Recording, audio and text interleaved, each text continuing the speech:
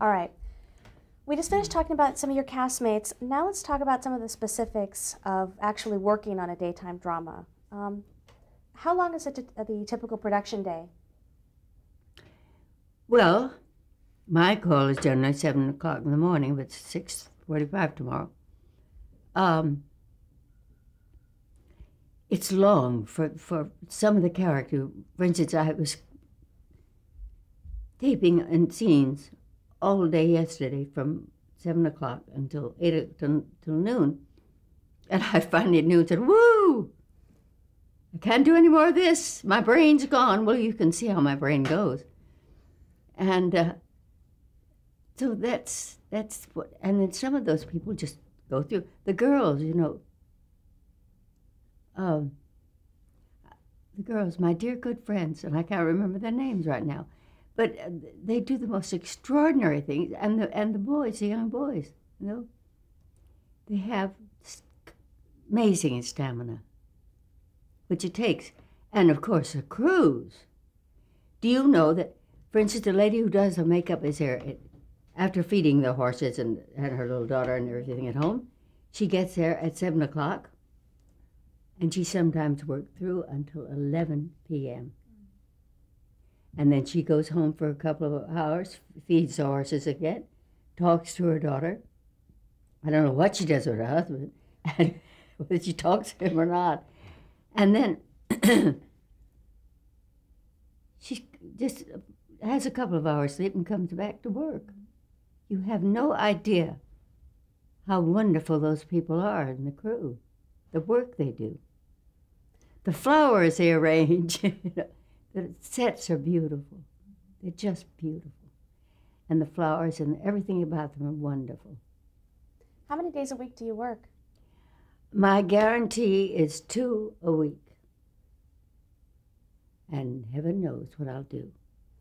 Whether I do 1 or none, or 3 or 4. How many days a week did you work when you first started the show? I worked about every day. How far in advance do you get your script? They try to give it to you 3 or 4 days in advance. And so you have it. For instance, tomorrow, my script, I have very, very little to do. So it's lovely. How quickly are you able to memorize your lines? Never. I've gotten to the age where I think, oh, lines. I don't know. Well, there are always cue cards, but they don't work very well, cue cards. Did you have any techniques that you used to use to memorize lines more quickly? None. Isn't that awful? None. There you are, and you see it, and well, the thing is that you take the meanings into the meanings of them, and then you work on it to have the words come as a result of the meanings. So I still try to do it that way. Do any of the actors flub their lines on the show? Yes, but they're very funny in the show. They go back and tape them over again. Do you often experience last-minute script changes by the writers? We haven't had last-minute changes for a long time, and don't mention it. You don't want to get anybody going crazy. How long does it usually take to tape a single show? Depends upon the show. There may be scenes like between you and me, as we're doing now. There may be scenes going in an automobile from really now. Or maybe, people rushing to catch a plane. It may be in a fight scenes. You just can't tell. Every scene that you see in life could have been on tape. Do you know how far in advance they're taped from when they air? It varies wildly, I think. We've got new writers now. We have new writers quite a few times. Can you notice a difference in the storylines when a new writer comes in? Mm-hmm. I hope it's a refreshing thing for the audience. How has the production process changed from when you first started the show? That's too difficult a program. Just every possible way. Except the main thing, the thing that holds good, is the thing you can't see that actors bring to it. It's the actors' involvement and making the lines mean something and trying to make these situations as real as possible and realizing the emotional content of the scenes. Does that make sense? Very much. All right. Well, let's talk about some of the storylines in which Alice has been involved. Oh, don't talk about the storylines. Just a few, I promise. All right. What are you going to do? She's got pages and pages here. I won't go through all of them, I promise. In one of them, you suspected Tom of having an affair with Calliope. Do you recall this one? I didn't do such a thing, did I? Yeah, I did. Did you enjoy that storyline? What do you recall from it? He always got the best of me somehow. That was the writer's fault. Another one was where Alice discovered that she and Tom weren't legally married. Oh, that was fun. Because Alice was, is a very pretty lady. And she thought it was just awful, just terrible that it could happen to her and that she would be in that position. So she got it fixed. She had a wedding. Another one, Alice posed as a governess to a missing heiress in an adventure with her granddaughter Jennifer. And this was This is with Lawrence Alamain, that character. Well, I'm behaving like a human being with Alice. That's so terrible, I can't remember it. In one, you changed your home into the Horton Center. Yes. And one of the storylines involved with that was a guest who had AIDS. Yeah. Isn't that funny? And it didn't occur to me that it was really AIDS. I don't know why. I just couldn't comprehend that, people around me had it, with something from another planet. I got to be like Alice, didn't I? Do you recall how Alice, what she did in that storyline? Well, we forget things, One of the other things that you've been, as a running storyline, has been Alice's famous donuts. Oh, yes. She's never got anything. It's awful. It'll have something that everybody likes that you can cook, and they like it. And it's so wonderful. It just solves your ego wonderfully. Solves your ego, isn't it? Self. It's a wonderful thing. And you encourage that. Have you enjoyed the storylines where Alice gets involved in adventures with her grandchildren? Oh, yes, those are the ones I like. I love them. Love those grandchildren. Does Alice stay involved in their lives? Hmm? Does Alice stay closely involved in their lives? She sure tries. I don't know. The things they do when she's not looking. Does she meddle? Yes, but fairly humanely. I've never broken up anything. Though I should have, and maybe Some of the other significant storylines in the past, say, 20 years that Alice hasn't been so closely involved in, but that have been fairly well known, have been some pretty outrageous ones. Marlena was possessed by the devil. Oh, that embarrassed me. Why is that? I can't believe in the devil, can you? What did you think of that storyline? I was embarrassed. Yeah. Well, no, she was wonderful in it. She was just marvelous. She threw herself into it. One of the others was the Salem Strangler back in the early 80s.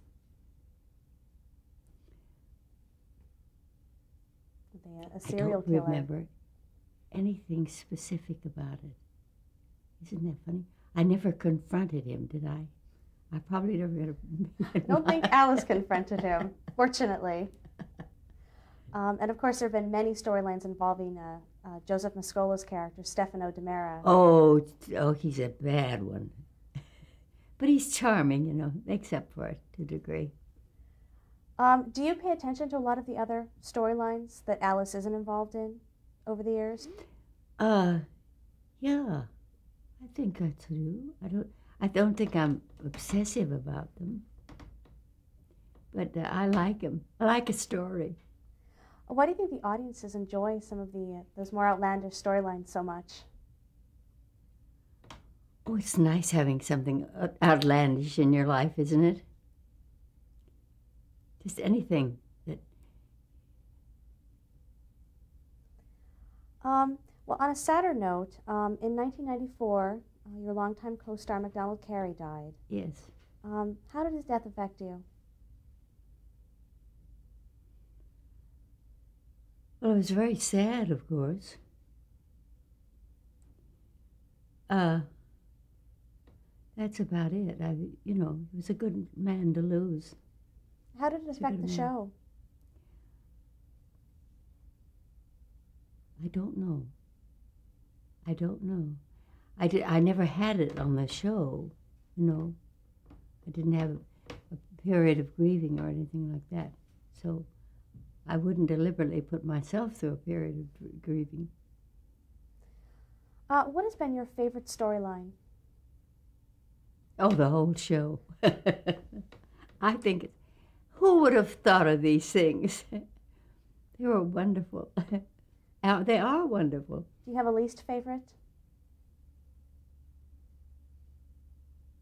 I don't think so.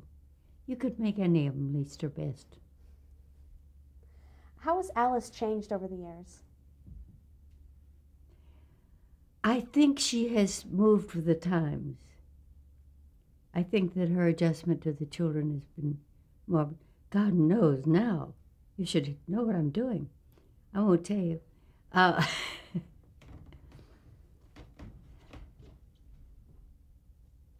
What was the question? How she's evolved over the years. How she's evolved over the years. I guess I didn't want to get into that. The fact that she stayed with it, you know, and stayed with all these people, is the best of her. She has done nothing significant herself, but she's stayed with all these people. How long do you see yourself continuing in the role? Well, I wish I could say something funny, but I don't know what to say. What did you say it again? How long do you see yourself in the role of Alice Horton? I think it may be till I die. I don't know. I don't know. How important is it for you to continue working? It's very important to continue working, always. Everybody ought to work all the time. It's, I think so, don't you? Don't you think work is good? If you're interested, of course. If you're not interested, phooey. But I love them, How do you keep it new and exciting for yourself after so many years in the same role? Well, there again, Alice's changes. So, but it's acting, Is there anything that you'd like to see Alice do in the future? Oh, I let the author take care of that. I don't have to dream it up. What kind of fan mail do you receive? Very pleasant, very nice. They're nice people. They don't wish you any harm, I don't think. What kind of reaction do you get from fans just on the street? Very nice. Just as if she is Alice Horton. She is not an actress who's playing Alice Horton. She is Alice Horton. Very funny. Do you mind? No. No, why should I? Well, I see what you mean. Yeah. They're not greeting me, they're greeting Alice Horton. What is Alice Horton's legacy? Now, define legacy to me. What impression will she leave? What has she done in her life? Oh, what is her legacy? Yeah. Is it, what is she leaving? Inheritance? What is it? Her inheritance. It's just the family. It's the family, that's all. And that's the way so many people, were your mothers that way? Everything is a family. Mm-hmm. Two people, honest people from NBC, and they said yes. Now, why do you think Days of Our Lives has been so successful all this time? Let's leave that to somebody else. Well, anybody likes a good show. I think we're very rough at times, but we have so little time to prepare and to do it. You know, just doing it. We kill them off, mostly. Now, do you often or do you ever watch yourself in these episodes? I try not to. Do you watch other soap operas? No. Well, I can't. You know, watching this soap opera's enough. And then I have to watch the news and the shows, the nighttime plays. No, I give it enough attention. Do you enjoy working on a soap opera in the genre? Yeah, of course I do. I enjoy it because I love it. You know, I love the people and love the work. It would be nice if it were, you know, once a week, a show once a week. And you had time to really think about it and work on it. But you don't. You just got to do it. Which has something to say. Oh my gosh, you've got some more to ask me. Oh, we're in the home stretch now. We're just going to move on to just a few summing up questions. Oh, good. To what do you attribute the longevity of your career? That I'm alive, don't you think? That's all. Well, in order to save time, we've skipped over, obviously, many of your specific stage and television credits. Are there any that you can think of that you want to bring up in this interview that you found particularly memorable? Well, I got to play 2 Shakespeares, and people in my generation were paying them all. I got to play Viola, whom I loved very much in Twelfth Night, and then the crazy girl, Ophelia in Hamlet. Those are the only 2 I played on Broadway. But I played a lot around the country, you know, because you were always going out to do a week here or a week there, something. How would you describe your acting style? Rotten, a lot of the time. I suppose you'd call it naturalistic, I suppose. I don't know, of the period, you know. You've been very involved in the AFTRA union throughout your career. Yes, I have. Were you involved in that from the very beginning of the union? Yes, I was one of the very beginning. No, it was a very interesting thing.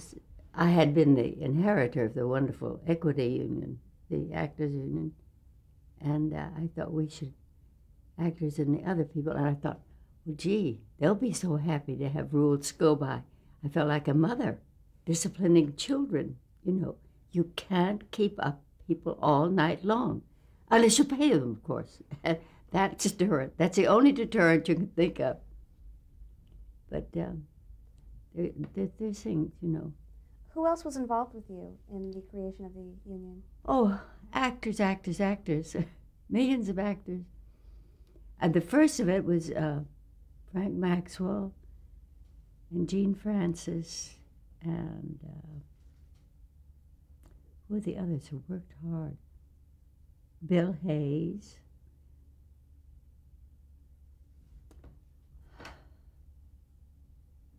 Just generally, actors in generally, they knew it had to be done. It's never pleasant, the doing of it, but the reason you're doing it and the getting of it is so important to try to make acting comfortable. And the people who employ us aren't there on the set, you know. See, so we just bring it to their attention. Did anyone try to oppose the formation? Well, they tried to have a discussion about a union. Got to have an opposition, and that's your employer.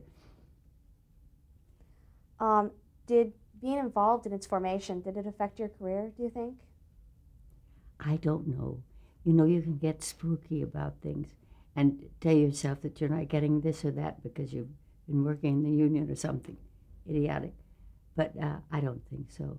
I think that we're really living in modern times, and both actors and unions must know that there's got to be some. Oh dear, does that mean we're about out of? Is it wonderful we're about out of tape? Oh no, keep going. We're not done yet. We're not. Oh, I don't know why not. Go on. What advice would you give to someone starting out on acting on a soap opera today? You have to be good-natured, I think. You have to know that these things that are done in a hurry are not done in a hurry to make you miserable or make you look bad or something. They are there. They are there, and they're part of the way of our making a living. And we must adjust to them and do them the best we can. Final question for you. Oh, good. How would you like to be remembered? I don't think I will be remembered. I think most people are not remembered.